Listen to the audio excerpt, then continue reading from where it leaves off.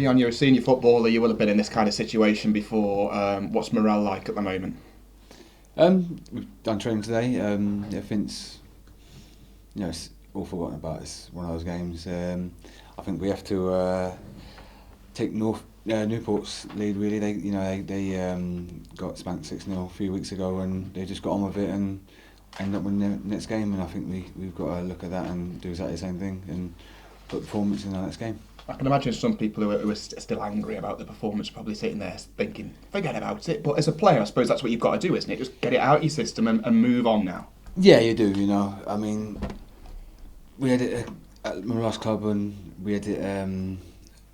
It was against Luton, and we had I think we lost like 6-1 or something, and you just have to let it out of your system and just you can't dwell on it. It's a long season, and we have to just go again in the next game, really, and that's all you can really do.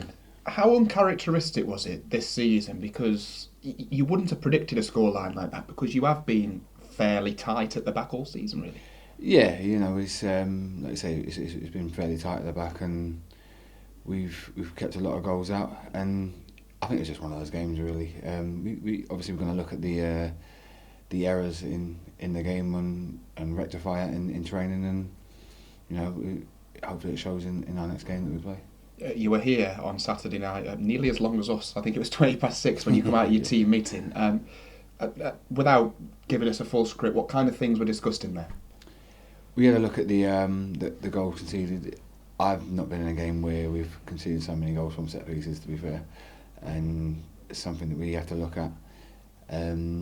It's like I said, it's just a one-off game. The meeting itself, we're talking about just ways to rectify it and the individual errors, I suppose, and the errors that were made and just to shut it out, really, and we have to do better as a team, definitely. The manager obviously will come under stick following a result like that, but as players, do you feel you need to take a lot of the responsibility for that? Oh, definitely. We're the ones out there on the pitch, and there's only so much a man can do, I suppose. Once we cross that white line, it's down to the 11 that are on the pitch, and the last couple of games we've conceded in the first couple of minutes, and it hasn't helped us. It's been 2 bad starts in a row, and we have to sort that, I suppose, as well. We have to start well in our next game and go from there. Would you say that's a character thing? Because you do see it this season that when the team go 1-0 up, they look fantastic and full of confidence. When they go 1-0 down, they look quite fragile.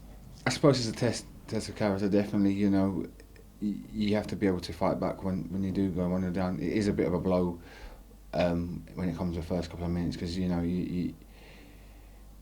want to start as well as you can, and you prepare, you do all the preparation, and sometimes it just goes out the window in the first couple of minutes, and we have to make sure in our next couple of games and that we do start well. And I think we haven't scored as many goals as we would like, but that's one thing we definitely need to start doing is taking the responsibility of players like Popey and sharing the goals around and getting on end of a few and scoring more goals, and obviously not letting so many in. What would you say to people getting on at the manager at the moment? It's part of the job, I know, as a football manager, but what would you say to them? Obviously, as a manager, you're going to be like the head of everything, and you're going to get stick. But we're trying to do the right things here and trying to get something going. And it's one of them. Everyone becomes a manager, I suppose, when your team's losing, and you can look at what they could have done and things like that. But we just have to make sure the lads do it next game, and I know it's a checker trade game on Tuesday, and at the moment I don't know what the team is, but we've got to make sure get that win, and it can be a completely different coming to Saturday. And finally, what would your message be to the supporters who stayed until the end? Because, like you say, checker trade next, and then you'll want them at Oldham on Saturday when you return to the league. Yeah, just need the backing, really. I don't think I've had this conversation a lot of times with a few people, and I don't think fans realise how much of an influence they can have on a game. When especially I can see how passionate the Vale fans are.